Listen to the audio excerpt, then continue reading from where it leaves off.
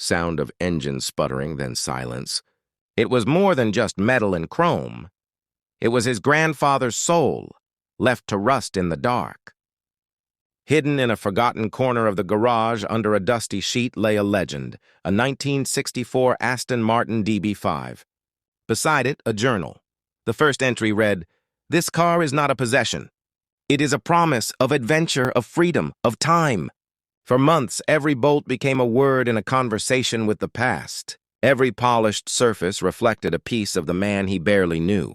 He wasn't just fixing a car, he was rebuilding a connection, piece by painful, beautiful piece.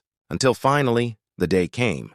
The engine didn't just turn over. It roared back to life, a testament to a promise kept.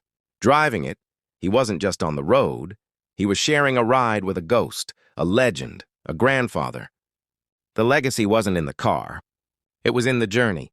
For more stories that drive the heart, subscribe to our channel.